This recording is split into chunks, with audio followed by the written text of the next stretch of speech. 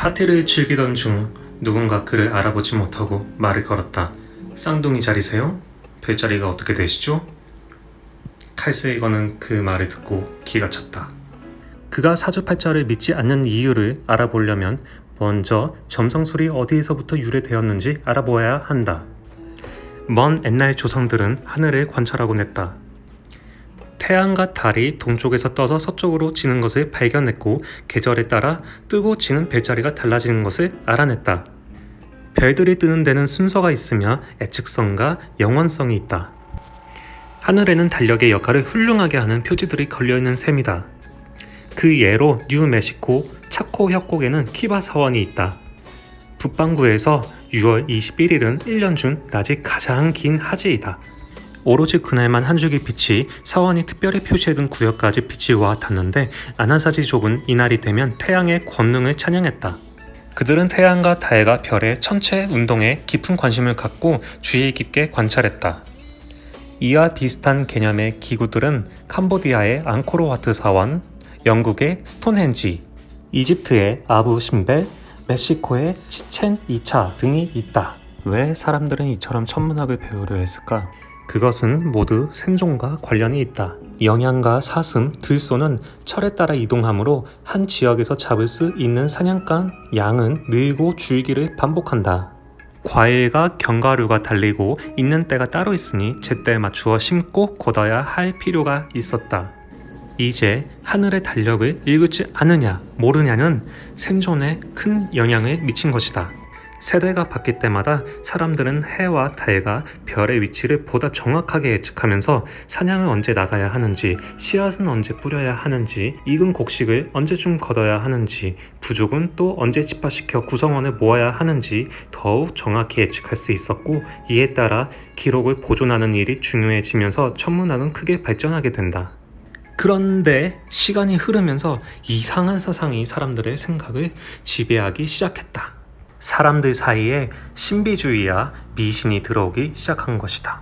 해와 별은 계절과 식량, 날씨를 다스리고 달은 바다와 동물의 생활주기, 인간의 월경주기를 다스린다고 생각하기 시작했다. 사람들은 점점 해와 달뿐만 아니라 별자리들까지도 모두 인간의 삶에 심오한 영향을 준다고 생각했다.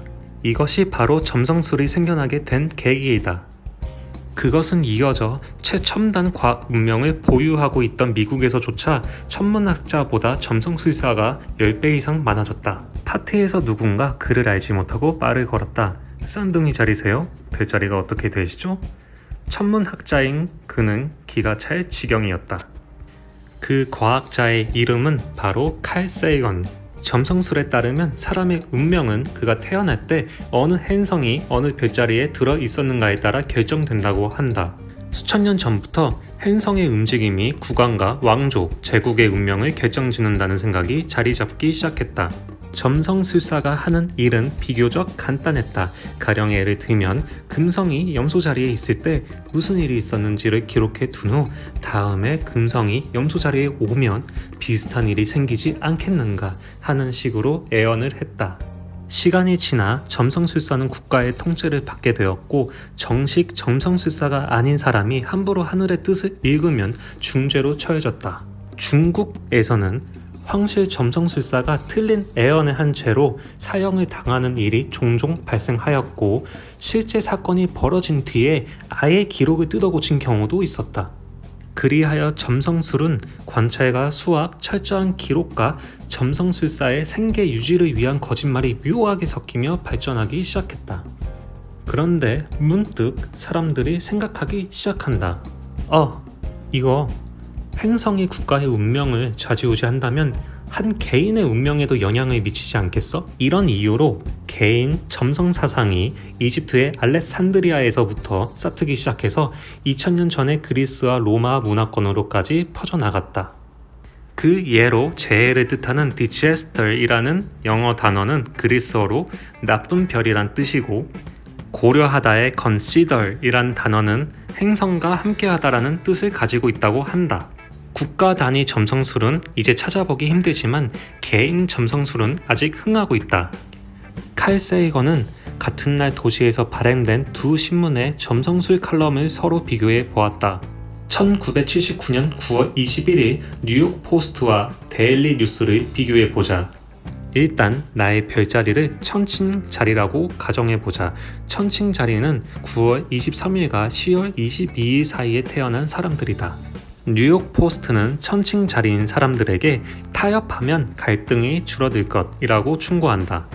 반면 데일리 뉴스는 자신을 더 내세우도록 이라고 충고하며 서로 상반된 모습을 보인다. 칼 세이건은 예언이 아닌 충고 비슷한 모두에게 적용될 법한 일반적이고 모호한 표현을 과학적 근거도 없이 어떻게 스포츠 통계나 주식 시세표와 나란히 신문에 실릴 수 있는지 개탄한다. 칼 세이건은 또한 점성술의 실효성 여부는 쌍둥이 삶을 조사해 보면 금방 알 수 있다고 말한다. 쌍둥이 중 하나는 사고나 벼락을 맞아서 일찍 죽고 하나는 건강하게 살다가 노년을 맞이했다면 둘 다 똑같은 장소에서 겨우 몇 분의 시간차로 세상에 나왔으며 이들이 탄생할 때 떠오른 행성이 똑같을 텐데 어떻게 운명이 달라질 수 있냐고 의문을 제기한다.